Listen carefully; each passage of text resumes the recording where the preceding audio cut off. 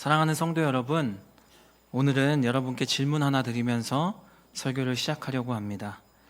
여러분, 예배는 언제 시작해서 언제 끝날까요? 어려운 질문이 아닌데 너무 어려운 질문을 한 것 같은 표정이십니다. 3부 예배를 드리고 있으니까 12시 40분쯤, 45분쯤 끝날까요?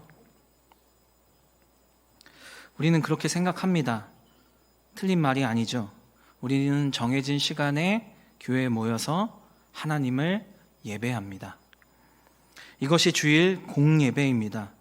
그런데 여러분, 주일 예배가 끝나면 정말로 우리 예배가 끝나는 것일까요? 오늘날 많은 그리스도인이 예배를 교회에서만 하는 종교 활동으로 생각하곤 합니다. 그래서 신앙생활도 이렇게 이해합니다. 오늘 주일 예배 드렸으니까 이번 주 신앙생활은 끝났다. 그렇게 주일이 지나가면 하나님을 생각하지 않고 내 마음대로 살아갑니다.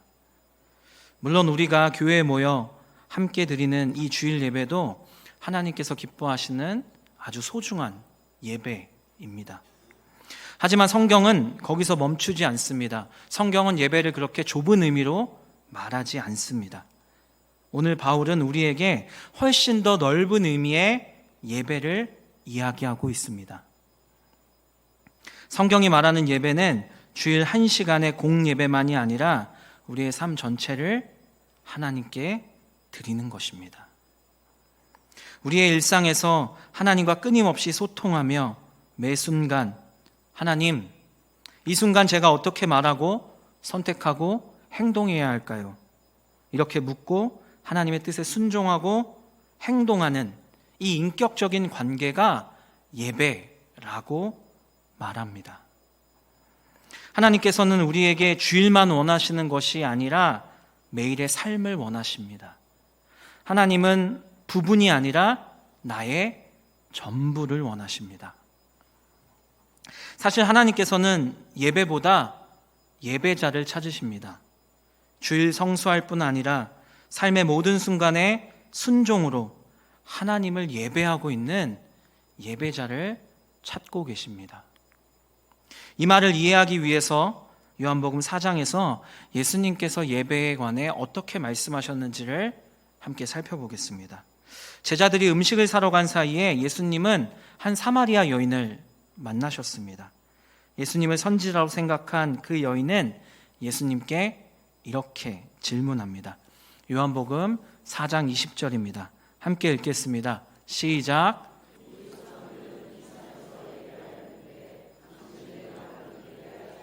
예루살렘에 있다 하더이라. 아멘. 어디서 예배해야 합니까? 예루살렘인지 그리심산인지 이 여인에게는 예배의 장소가 중요했습니다. 여인의 질문에 예수님은 놀라운 대답을 하십니다. 요한복음 4장 23절과 24절 말씀입니다. 아버지께 참되게 예배하는 자들은 영과 진리로 예배할 때가 오나니 곧 이때라. 아버지께서는 자기에게 이렇게 예배하는 자들을 찾으시느니라. 하나님은 영이시니 예배하는 자가 영과 진리로 예배할지니라. 아멘. 장소가 중요한 것이 아닙니다. 하나님은 영, 성령님을 의지하고 진리, 하나님의 말씀에 순종하는 예배자를 찾고 계십니다. 하나님께서 찾으시는 것은 예배의 조건이 아닙니다. 예배자입니다. 예배자를 찾고 계십니다. 왜냐하면 예배는 종교 활동이 아니라 하나님과의 관계이기 때문입니다. 그럼 우리 기본부터 다시 생각해 보겠습니다. 예배란 무엇입니까? 예배란 무엇입니까?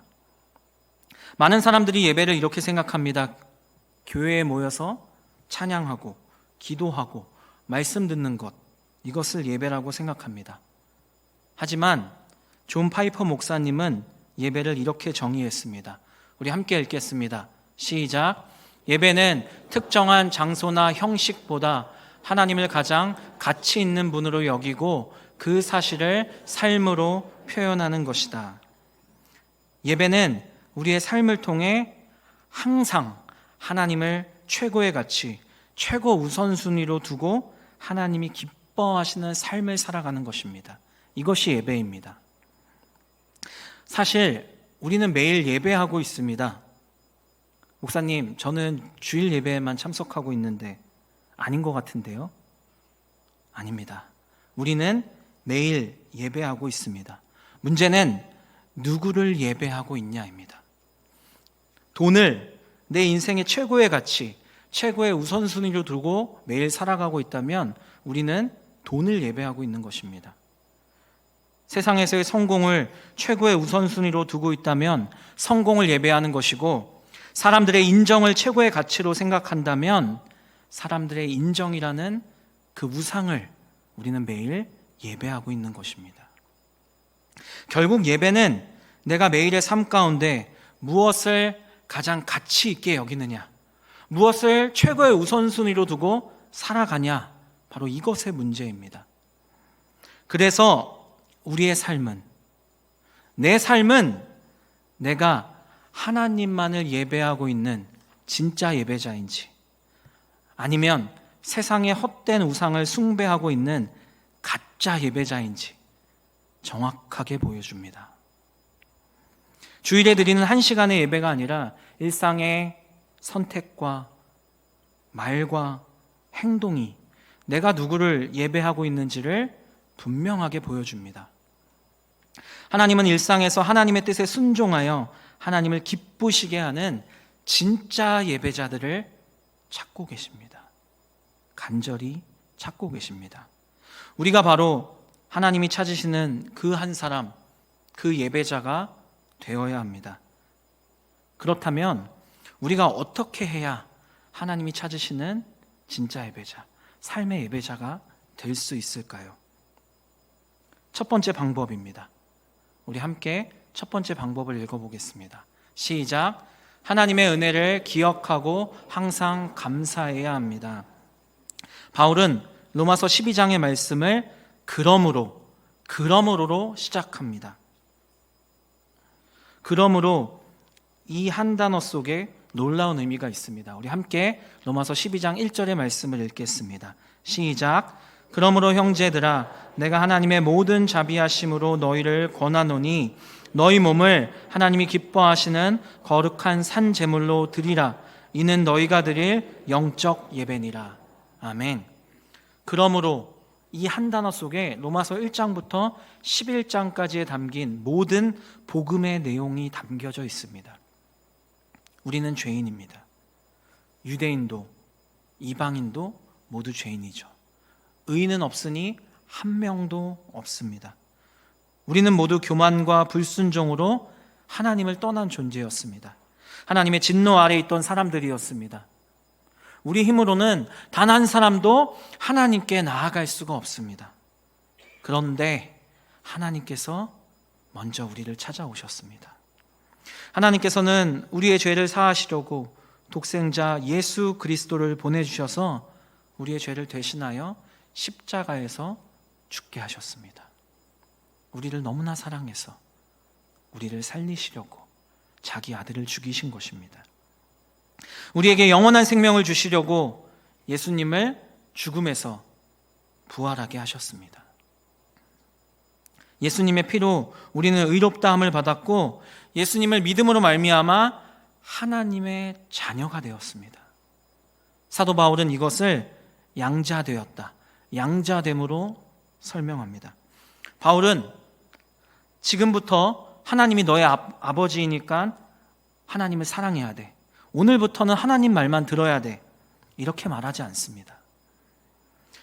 내가 얼마나 큰 죄인인지, 그 죄로 인해 죽을 수밖에 없던 나를 하나님께서 얼마나 사랑하셔서 어떤 희생으로 구원하셨는지, 그리고 하나님의 자녀가 된다는 것이 얼마나 큰 은혜이고 특권인지를 로마서 1장부터 11장까지의 내용에서 다 설명한 후에 너는 이렇게 놀라운 사랑과 은혜를 받았으니까 그러므로 이제 하나님 아버지를 사랑하고 그분께 순종하는 삶을 사는 것이 어떻겠니? 이렇게 1절 말씀에서 권면하고 있는 것입니다. 그러므로 예배는 인간의 공로나 선택, 열심이 아니라 하나님의 전적인 은혜에서 시작됩니다. 우리는 하나님의 은혜 때문에 이 자리에서 예배드리고 있는 것입니다. 하나님께서 먼저 베푸신 모든 자비를 경험한 하나님의 자녀들이 하나님께 드리는 감사와 사랑의 응답이 바로 예배입니다. 그러므로 하나님께서 주신 은혜를 아는 사람은 항상 예배하지 않고는 견딜 수 없습니다. 매일의 삶 가운데 무엇을 하든지 그 입술에는 찬양이 흘러넘치죠. 다윗이 그랬습니다. 광야에서도 하나님을 찬양했고 동굴에서도 하나님께 기도했습니다. 선택의 문제 앞에서 하나님께 무릎 꿇고 하나님의 뜻이 무엇인지를 먼저 여쭤보았습니다. 그리고 하나님의 말씀에 순종해서 삶의 방향성을 정하고 그 말씀에 순종하는 삶을 살았습니다. 바울도 마찬가지입니다. 자신의 세상적인 모든 자랑을 배설물로 여겼습니다.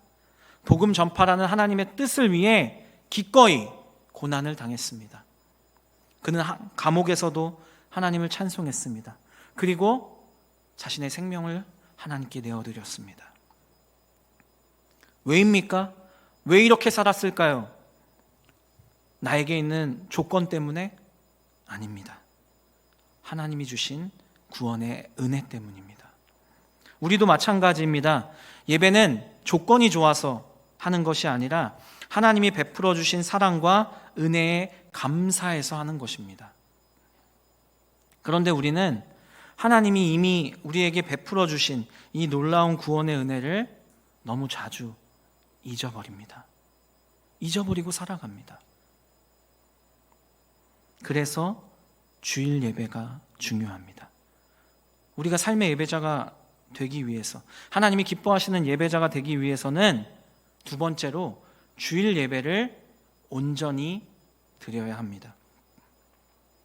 주일 예배는 한 주의 종교 행사가 아닙니다. 찬양하고 기도하고 헌금하고 하나님의 말씀을 들으며 하나님의 자비를 다시 기억하고 구원의 은혜를 다시 맛보는 소중한 시간입니다. 주일 예배는 하나님의 거룩한 초청입니다.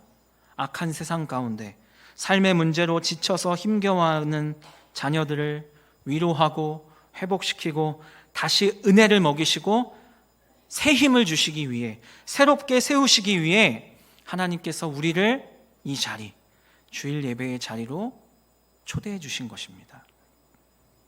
주일 예배는 하나님께서 우리에게 주신 놀라운 특권입니다. 아무나 이 자리에서 예배드릴 수 없습니다. 아무나 하나님을 아버지라 부르며 예배할 수 없습니다.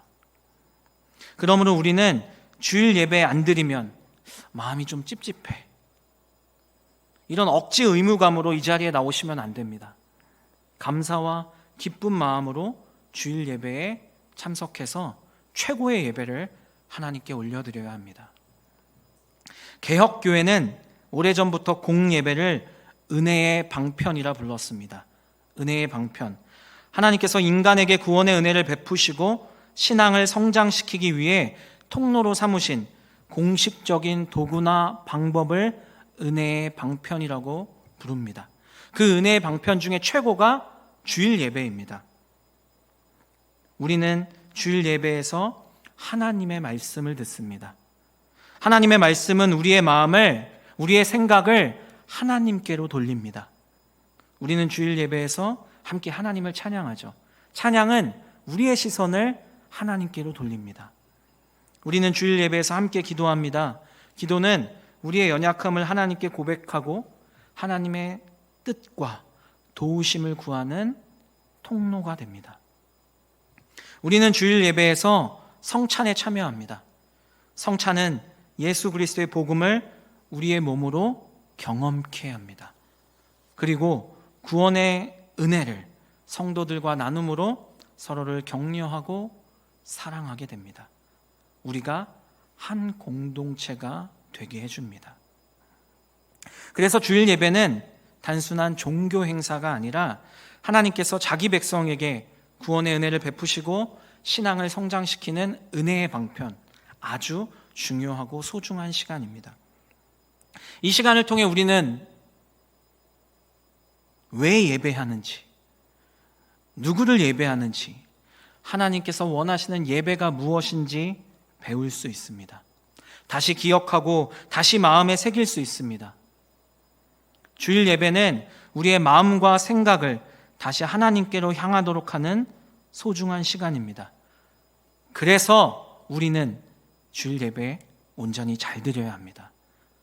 매주마다 그리고 평생 주일 성수해야 합니다. 주일을 거룩하게 구별하고 이 시간만큼은 양보하면 안 됩니다. 하나님께 예배드리는 이것을 최고의 가치, 최고의 우선순위로 두고 주일 성수해야 합니다. 세 번째로 우리가 하나님이 기뻐하시는 삶의 예배자가 되는 방법입니다. 함께 읽겠습니다. 시작. 우리 몸을 하나님이 기뻐하시는 거룩한 산 제물로 드려야 합니다. 우리는 기억해야 합니다. 주일 예배가 끝났다고 해서 우리의 예배가 끝나는 것이 아닙니다.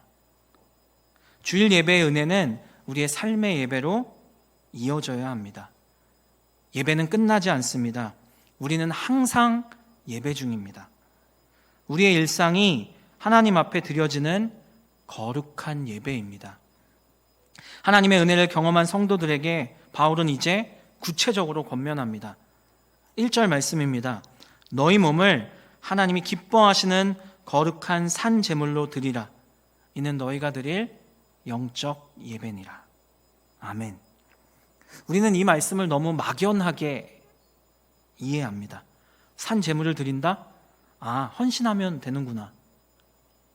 틀린 말은 아니지만 이 말씀에 담긴, 이 말씀을 성경에 기록하신 하나님의 뜻이 무엇인지 더욱 분명하게 알기 위해 노력해야 합니다. 바울은 왜 너희 몸을 하나님께 드리라고 말했을까요? 마음도 있고 생각도 있고 재능도 있고 예물도 있고 우리의 꿈도 있는데 왜 너희 몸을 드리라고 한 것일까요? 본문이 말하는 몸은 단순히 영혼과 분리된 물리적, 생물학적, 육체만을 뜻하지 않습니다. 여기서 몸은 영과 육을 포함한 인간의 전 인격을 말합니다. 그리고 몸으로 생활하는 일상생활, 우리의 삶을 말합니다. 너의 몸을 드리라. 이 표현은 나라는 존재 그 자체, 나라는 존재 그 자체를 하나님께 드리라는 것입니다. 나라는 그 존재, 나라는 존재 그 자체가 발을 딛고 살아가는 가정과 교회, 직장, 학교라는 현실 세계에서 나의 몸을 통해 나타나는 실제적인 말과 선택과 행동으로 하나님을 예배하라는 것입니다. 하나님 뜻대로 매일을, 평생을 살아가라는 것입니다. 그런데 우리 몸을 그냥 드리는 것이 아니라 하나님께서 기뻐하시는 거룩한 산 제물로 드리라고 바울은 말합니다. 하나님이 기뻐하시는 거룩한 산 제물로 드리라. 여기서 먼저 주목할 단어는 산 제물입니다. 살아있는 제물. 소와 양과 염소와 비둘기를 죽여서 제사를 드렸는데 내 몸을 산 제물로 하나님께 드려야 한다? 당시 유대인들은 이 말을 이해하지 못했을 것입니다. 왜 바울은 이런 표현을 사용했을까요? 왜 산 제물로 드리라고 했을까? 이유가 있습니다. 예수 그리스도께서 십자가에서 단번에 완전한 제물이 되셨기 때문입니다. 예수님의 그 십자가 사건이 우리를 구원했기 때문에 이제 더 이상 동물의 희생제사가 필요 없어진 것입니다. 더 이상 동물의 피가 우리의 죄를 씻지 않습니다. 그러므로 이제 하나님께서 원하시는 것은 또 다른 희생제물이 아니라 살아있는 내 몸, 내 인생, 구원받은 우리의 매일의 삶입니다. 매일 아침 눈을 떠서 밤에 잠들 때까지 우리가 살아 움직이는 모든 일상에서 하나님 뜻대로 하나님을 위해 살아야 합니다.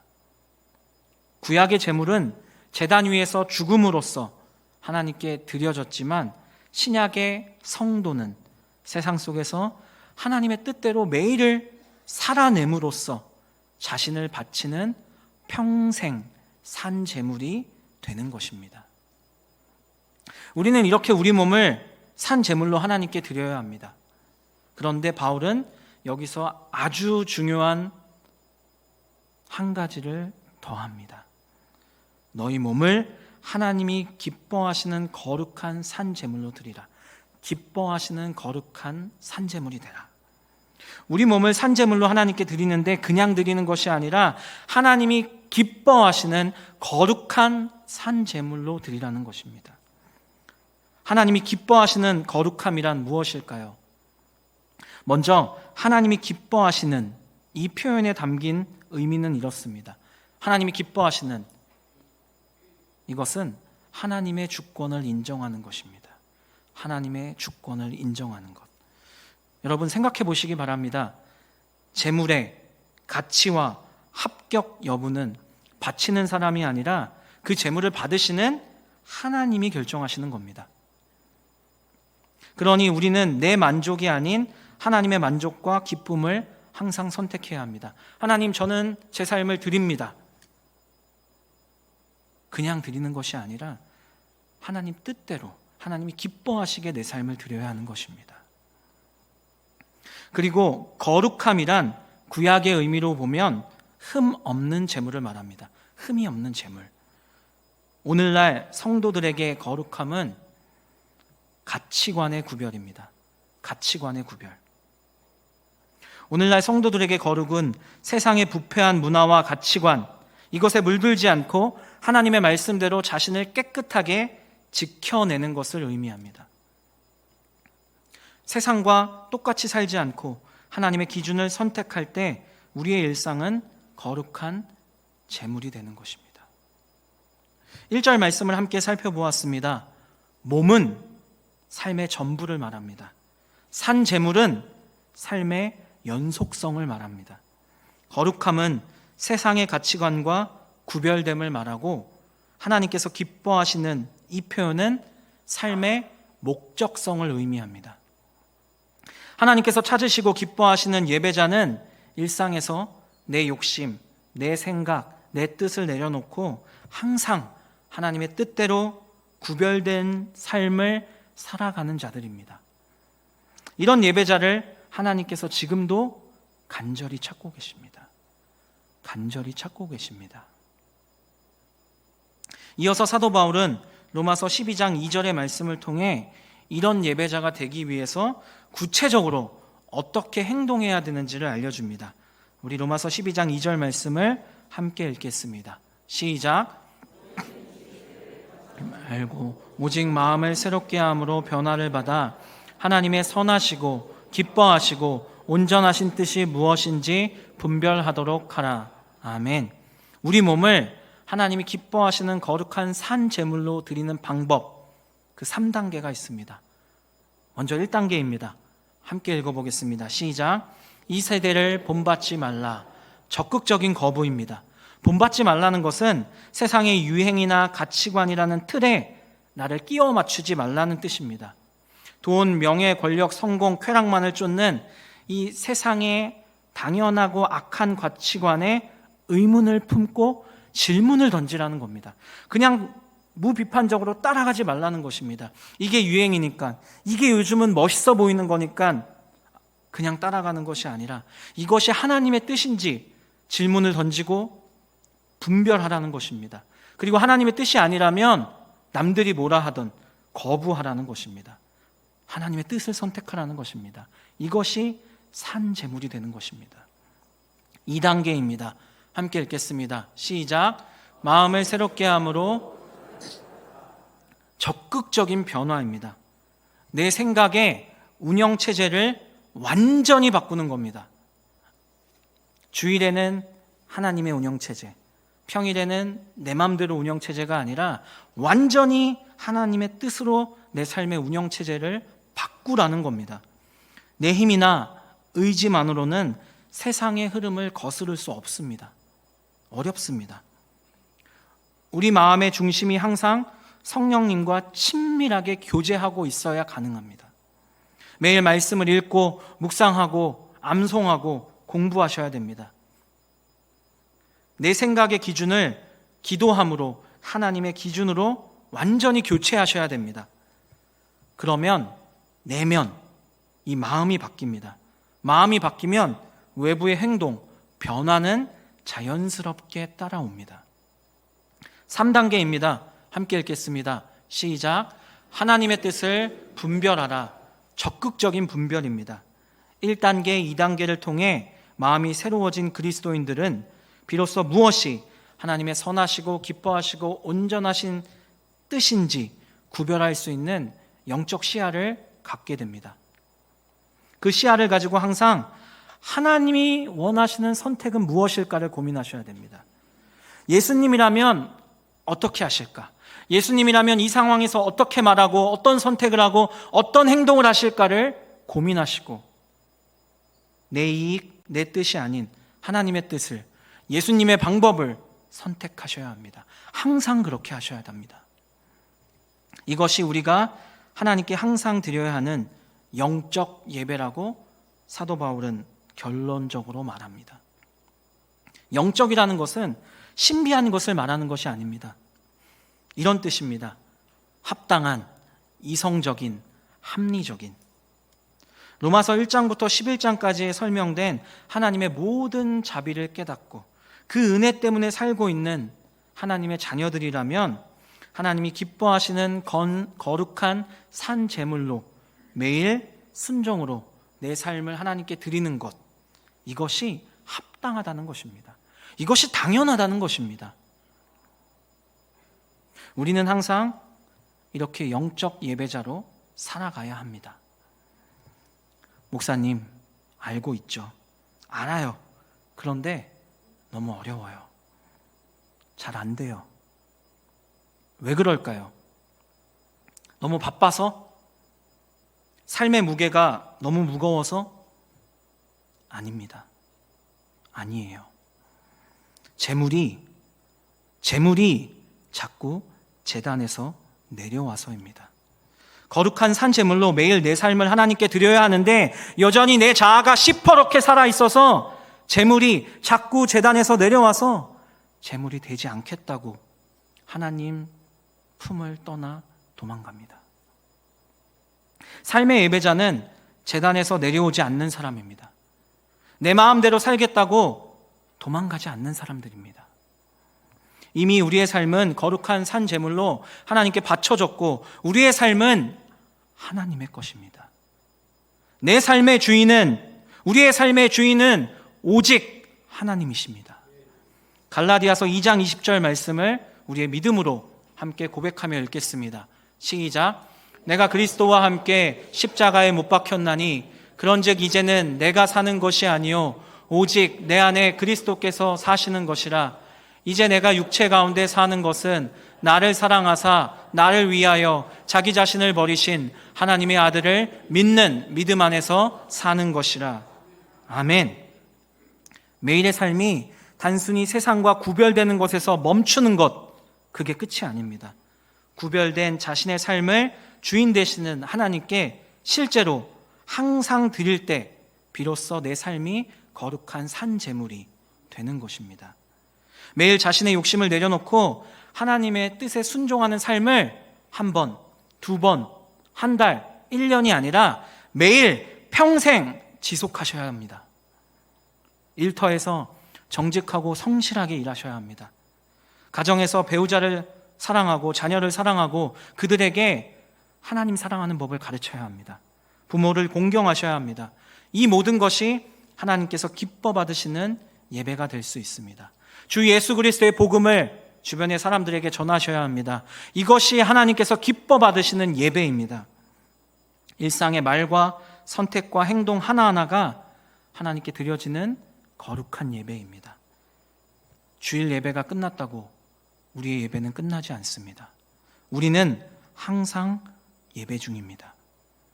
내 몸을 통해 이루어지는 모든 삶은 하나님께 드려지는 거룩한 예배입니다. 예수님은 이 땅에 오셔서 모든 순간 하나님의 뜻에 순종하는 삶을 사셨습니다. 예수님의 공생애 자체가 하나님께 온전히 드려진 거룩한 예배였습니다. 예수님의 거룩한 예배가 우리를 살리는 은혜가 되었고, 그 은혜 때문에 우리는 하나님을 아버지라 부르는 특권을 가지고 이 자리에서 예배하고 있는 것입니다. 오랜 세월 동안 예배의 자리를 지키고 있지만 아직도 삶의 예배자로 살지 못하고 있다면 내 안에 문제가 있다는 것을 인정해야 합니다. 그리고 무엇이 문제인지 찾아내어 그 문제를 해결해야 합니다. 당장 해결해야 합니다. 복음을 머리로 아는 것에서 이제 복음을 살아내야 합니다. 복음을 살아내는, 매일 살아내는, 평생 살아내는 삶의 예배자가 되어야 합니다. 사랑하는 여러분, 우리 하나님께 너무 큰 사랑 받았잖아요. 우리 하나님께 너무나 큰 은혜를 받았잖아요. 하나님이 우리에게 예수 그리스도를 주셨습니다. 이거보다 더 크고 더 놀라운 사랑과 은혜는 없습니다. 세상이 비웃어도, 조롱해도, 아니라고 말해도 우리는 하나님이 기뻐하시는 예배자가 되어야 합니다. 열심히 노력합시다. 목사인 저부터 더욱 열심히 노력하겠습니다. 하나님, 오늘도 제 삶을 하나님께 드립니다. 기뻐 받아 주시옵소서. 오늘도 저와 동행해 주세요. 우리 이렇게 고백함으로 하루를 시작하고, 예수님이라면 어떻게 생각하실까, 어떻게 말하고 선택하시고 행동하실까를 고민해야 합니다. 하나님 뜻대로 매 순간 말하고 선택하고 행동하는 하나님께서 찾으시는 참된 삶의 예배자가 되어야 합니다. 그리고 이런 참된 예배자들이 가득한 공동체, 하나님이 기뻐하시는 대치동 교회가 되길 주님의 이름으로 간절히 축원합니다. 아멘.